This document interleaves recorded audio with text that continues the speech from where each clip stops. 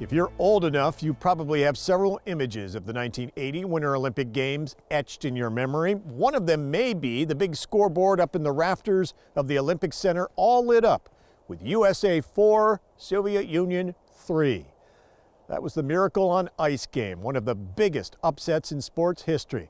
So when the Olympic Center announced just this past week that iconic scoreboard was going to be taken down and retired, one of the people who wanted to be there to mark the occasion was our own Jack LeDuc.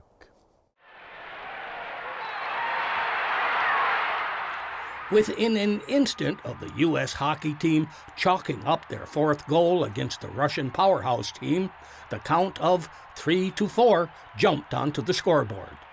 It seared itself into the minds and hearts of millions of Americans across the country. The U.S. hockey team brought home more than a gold medal that night. It showered prestige on the whole country, hockey fan or not.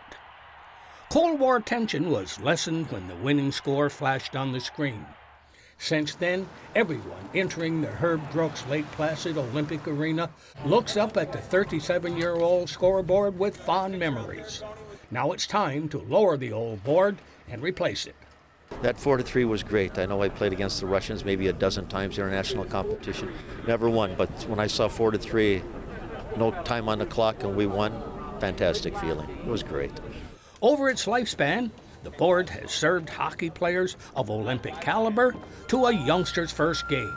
The company that built the first scoreboard at the Lake Placid Olympic Arena will now provide a state-of-the-art upgrade. When the original scoreboard appeared here, it left athletes and fans wide-eyed. It was the first Olympics where the timing information was interfaced electronically to the scoreboards, and then the ranking and the race events, the ranks were displayed instantaneously on the scoreboard. That had never been done before the Lake Placid Olympics.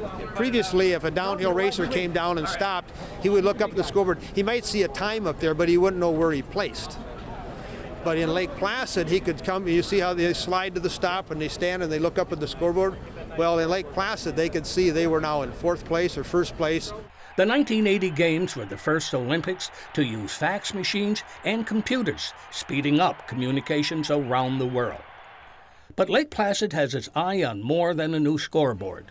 The World University Games were held here in the early 1970s. This two-time Olympic village wants them back again.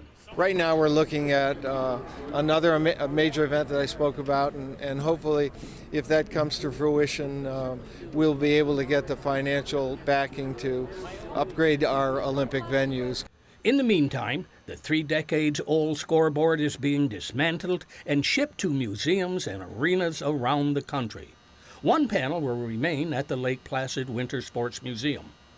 Just before leaving the arena Tuesday, Olympic hockey team player Buzz Schneider quietly signed his name on a corner of the scoreboard that told the world that a miracle on ice had taken place here. In just about a week, the old scoreboard will be out of here and replaced with a new ultra-modern $400,000 scoreboard.